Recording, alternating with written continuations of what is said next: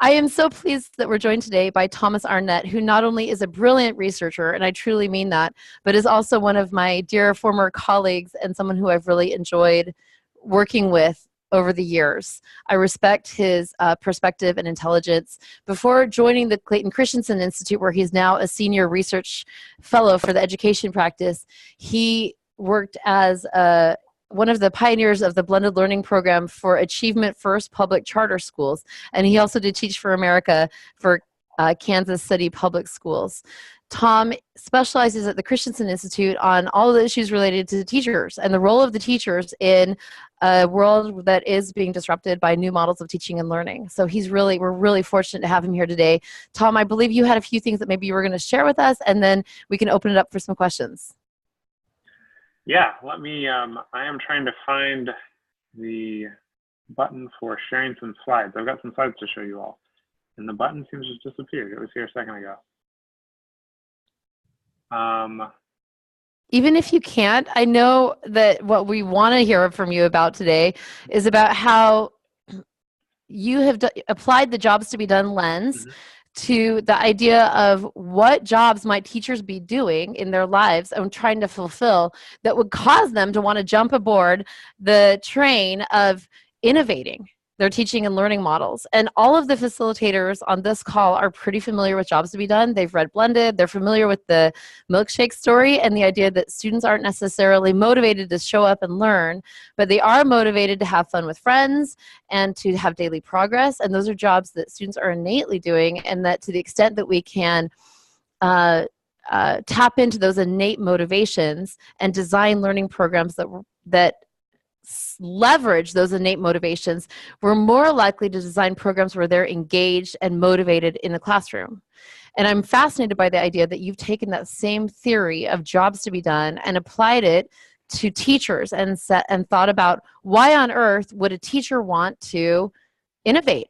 What would cause teachers to innovate, and how can we use that question to think through as leaders and as everyone on this call as someone who's leading professional development around supporting teachers and other leaders? How do we message our opportunity in a way that would resonate with teachers?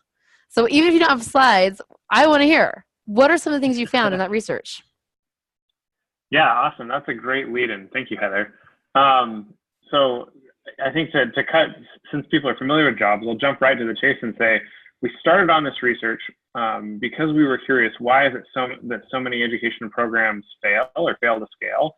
And our hunch was that a lot of it had to do with jobs. It's that school systems would roll out a new program, they'd find a few excited early adopters, but then when they tried to take it more broadly, it just didn't line up with what teachers and other educators were trying to accomplish in their classrooms. So we set out to use the jobs to be done methodology to uncover, well, what is it that actually does motivate teachers? Why would a teacher want to pull a new practice into their classroom on their own?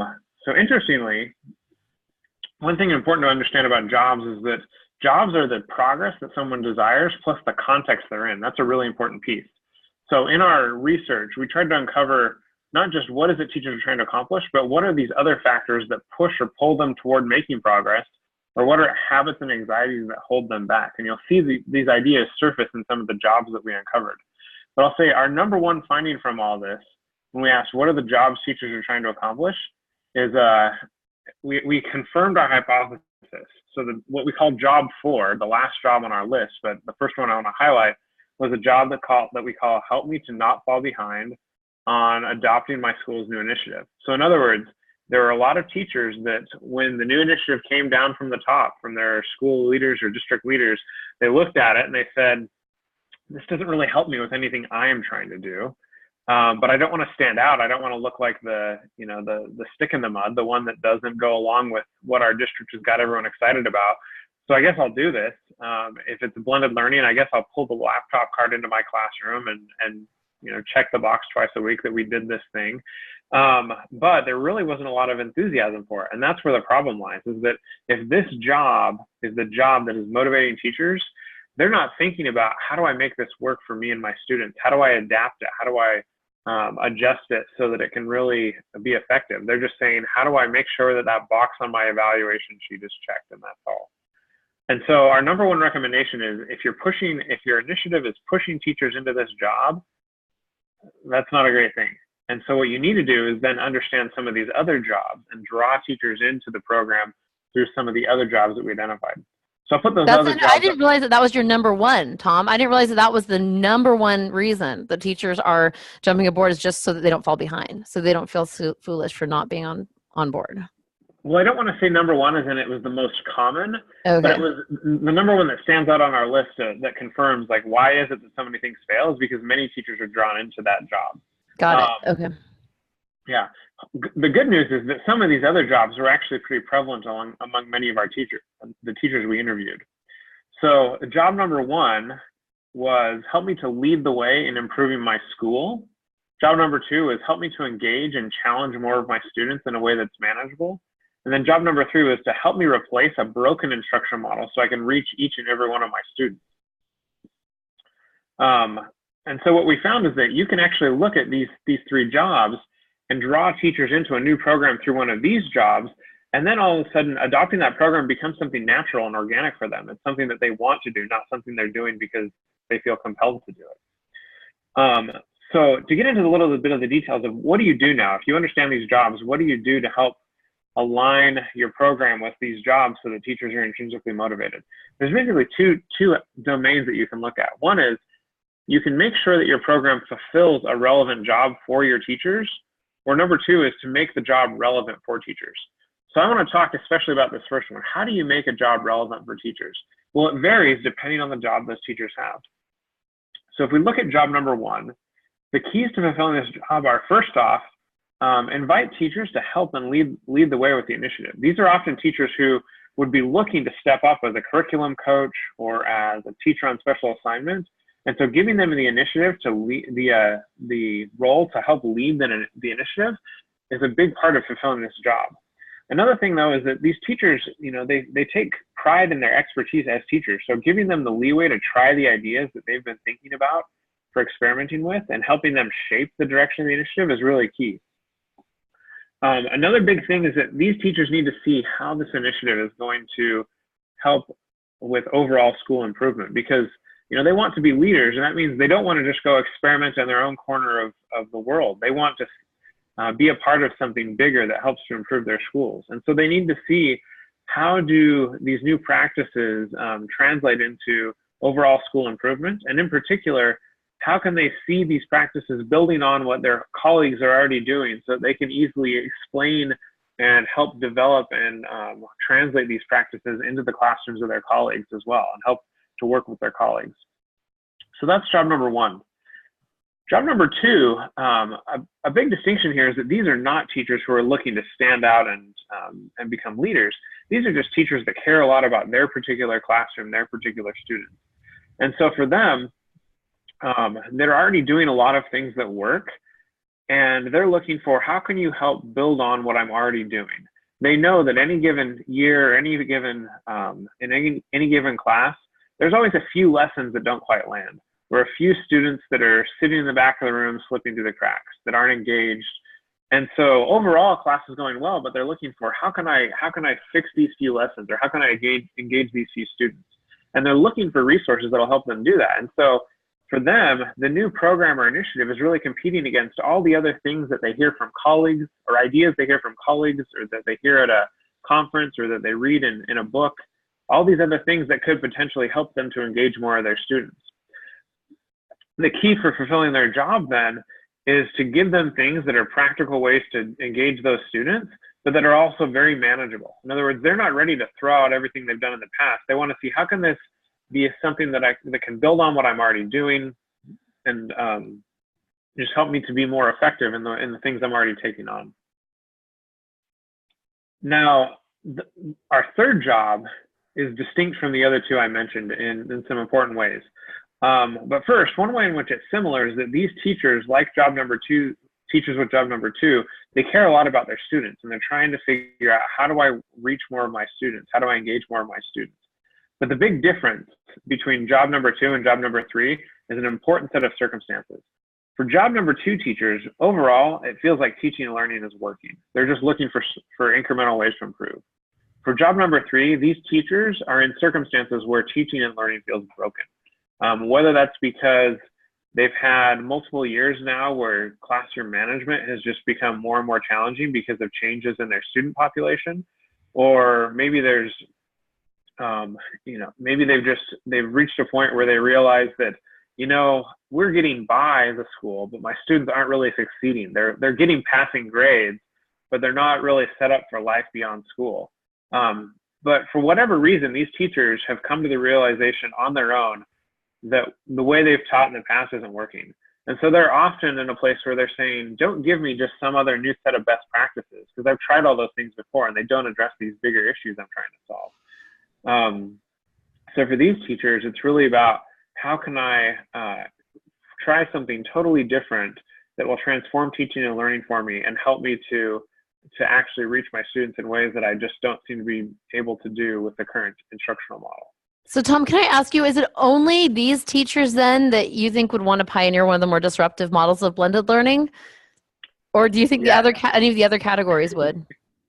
So yes, these are the teachers. This is where one of our overall recommendations from this research is that different programs are going to work differently for teachers with different jobs.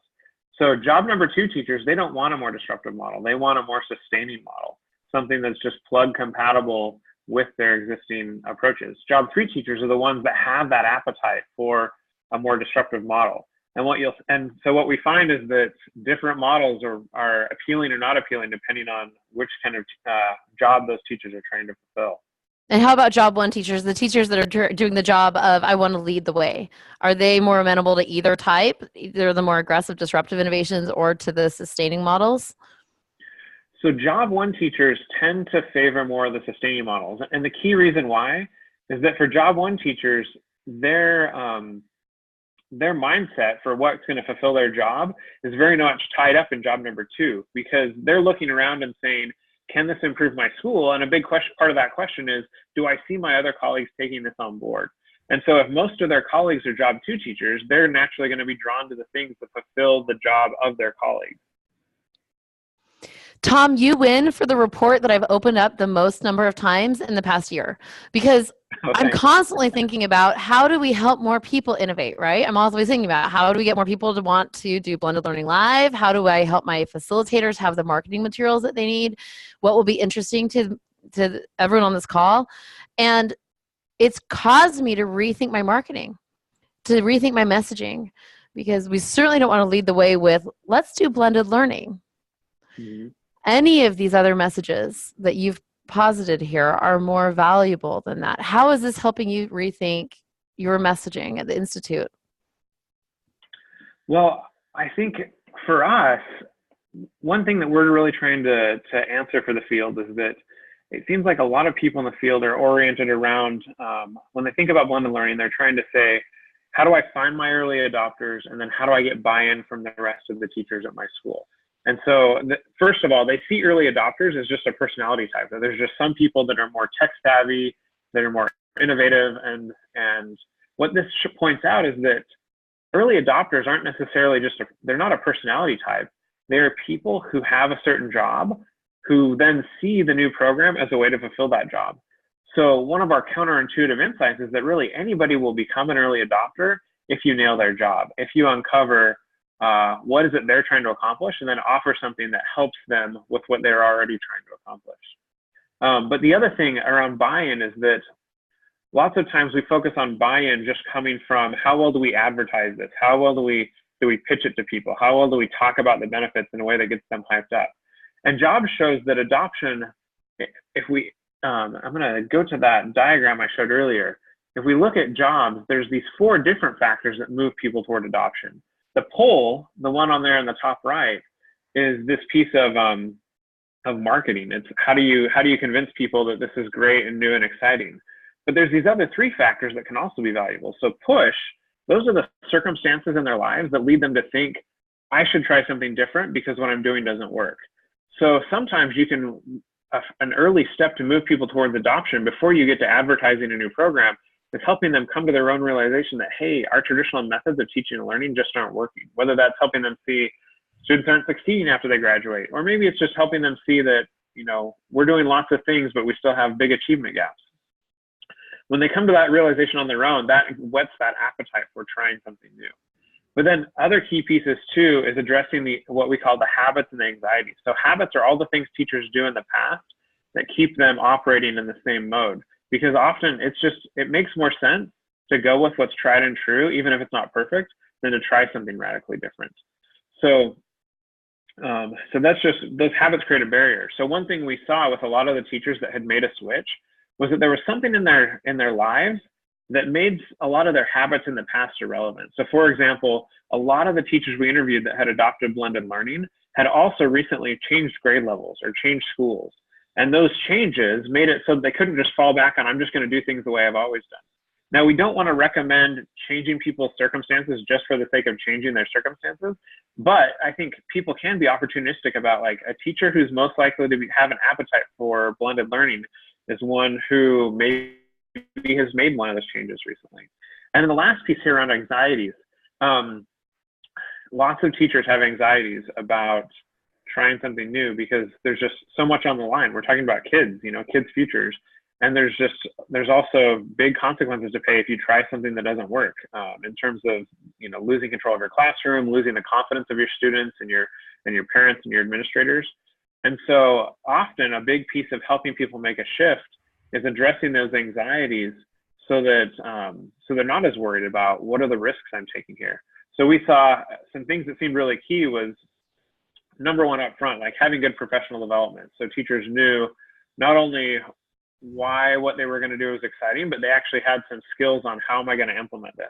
But beyond just that initial professional development, it was also really key to give them ongoing job embedded support so that when they ran into roadblocks or they ran into bumps in the road, which inevitably came, they had a quick way to work through those. Because that was really important. If they got hung up because they were, their second week trying something and something just wasn't working, they couldn't find a solution, that was a big issue. But if they had another colleague to work with and problem solve with, or even better, a colleague or some kind of connection who had been down the road and can help them work through those issues, that made a big difference in lowering those anxieties so that they didn't, so they could work through their issues and keep going. And so back to this question of buy-in, we find that, really getting buy-in comes from addressing these other forces and factors that move people toward fulfilling their job. It's not just about telling them how great the program's going to be. There's a question from Eric Hansen, who I believe is driving, so I'm going to say it for you, Eric. He said, I wonder how we can get teachers to self-identify with which job they connect to most, and then that way you can better communicate your aligned messaging to that specific job. Have you thought at all about, is there a way for teachers is there a quick way for us to replicate your analysis and identify within our stewardship of teachers what their jobs are and who fits into which of those 4 jobs? So yeah, I think one of the things you can do is talk to teachers, and I'll tell you some of the highlights of the methodology we use when we talk to teachers to identify their jobs. So what you don't want to do is you don't want to ask teachers, would you be excited about this new program or initiative? Or what kind of program do you want for your classroom? Because they'll tell you lots of things that sound great, but when push comes to shove and they're wrestling with the day-to-day realities of their classroom, what they say they want may not necessarily line up with what they'll actually pull into their classrooms. So what you want to ask them about is ask them about, first of all, when is a time when recently you've made a change on your own? And then ask them to really tell you the story or shoot you the documentary. That's the words we use. Shoot me the documentary from the first moment that you thought, hey, I should try something different, down to when you pulled the trigger and said, okay, I'm doing this in my classroom tomorrow. In other words, what were the moments when you were exploring and trying to find out, what are different solutions I could look into? What were the moments when you talked to a colleague and they offered an idea? What were the moments when you had another breakdown that really pushed you to say, okay, I've got to solve this now. I can't wait another week or another month to try something new. And when you uncover that story of an actual choice that they made, not something they say they would like to do, but an actual choice that they've made, that story will reveal these pushes, these pulls, these habits, these anxieties. And from there, that'll give you a sense for what is the job that these teachers are actually hiring to fulfill in their classrooms. I love that advice of really asking for the narrative, asking for them to replay their own documentary so that you can then tease out, well, what was it that was really pushing or pulling them into that new way? Yeah. I mean, you really want to reveal what actually prompted their choices, not just what sounds good or what sounds appealing. Yeah, I like that. For jobs to be done, I always think about companies that offer the wellness centers and say, lose weight, get fit. And we don't always think about, even though people say they want to do that, are they actually making choices consistent with that? And if not, what jobs are they trying to get done? And with that particular research, I know they want to go to work to make money. So if an employer wants to incentivize wellness, they're better off paying for it than just saying you can get fit at our job, because that's not really why should people show up for work most of the time. So, Tom, this is fascinating research, and I am personally indebted to you for sharing it with this team. I use this because I feel like my messaging now is more tailored towards, am I thinking about teachers that want to engage their students more? Or am I thinking about the job 3 teachers that feel like the model is literally broken? Or am I talking to job 4 teachers who are just trying not to fall off not feel ashamed because they aren't part of the new initiative? And I've met with leaders recently who I think are mostly trying to push along the teachers that are doing job 4. And this is breakthrough to think about it in terms of how do we help those teachers move into jobs 1, 2, or 3 instead of forcing them to get on the bandwagon if they're actually in job 4. Mia said, yes, teachers finding their why. I agree with that. I'm going to close the call now because we're sticking to our strict half an hour timing. Thank you, Tom, for this research. I've sent all of you an email with a link to his free PDF that summarizes this research. It's very readable. It's very readable on I like how you formatted it. So I encourage everyone to glance at that. It is among the more readable of the Christensen work, and I love the Christensen work, and some of it takes longer to get through, and I found that this one was very easy to understand and apply, and I highly recommend it. And just in general, that everyone follows Tom Arnett. He's one of the best researchers out there, and so you would do well to include him on your feed. For everyone else, our next Facilitator First Friday is December 7th, 1 p.m. Central Time. I look forward to talking to you then. If you have any questions in the meantime, and particularly related to some of our recent announcements, Teresa and I are here for you, so please reach out to us. I hope you have a wonderful November, and we'll connect with you soon. Thanks again.